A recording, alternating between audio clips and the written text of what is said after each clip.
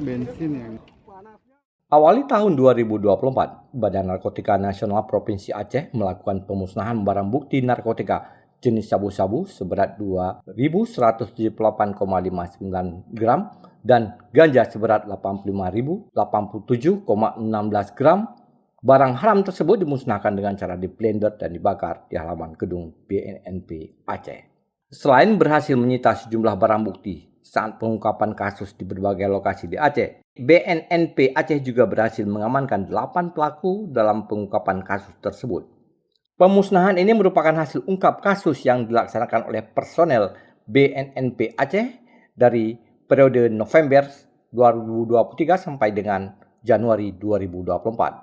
Pengungkapan kasus pertama terjadi pada November 2023 lalu. Dari tangan pelaku DWF berhasil disita barang bukti 3,2 kg ganja kering siap edar. Pengungkapan kasus kedua pada Desember 2023, pelaku A, CA, S, dan A dengan barang bukti sitaan 82,1 kg ganja. Pada Januari 2024, BNN kembali mengungkap kasus dengan pelaku J dan MN. Berikut barang bukti 1,1 kg sabu-sabu dan dari tangan pelaku NI berhasil disita 1 kg sabu-sabu. Kepala Bagian Umum BNNP Aceh, Agus Mulia mengatakan pemusnahan barang bukti narkoba ini adalah bagian dari komitmen BNNP Aceh dalam memberantas peredaran gelap narkotika di wilayah Aceh. Agus juga menyampaikan dari 8 pelaku yang berhasil dibekuk, 2 diantara yang merupakan perempuan yang berperan sebagai kurir.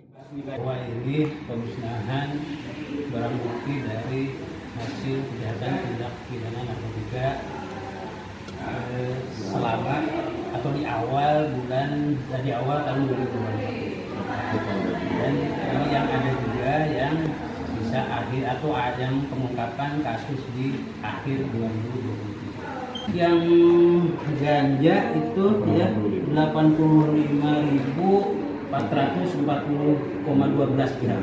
Kemudian metamfetamin itu 2.245,32 gram. Dari ungkap kasus yang melibatkan perempuan ya, saya juga prihatin sebetulnya ya, karena ternyata kejahatan narkotika ini tidak mengenal laki perempuan. Ya, dari kedua kasus itu melibatkan 2 tersangka perempuan, yaitu jenis narkotika jenis sabu dan ganja.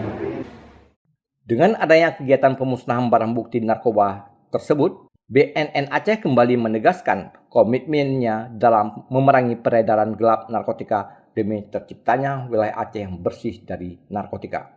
Dari Banda Aceh, Lala Nurmala melaporkan untuk Puja TV Aceh.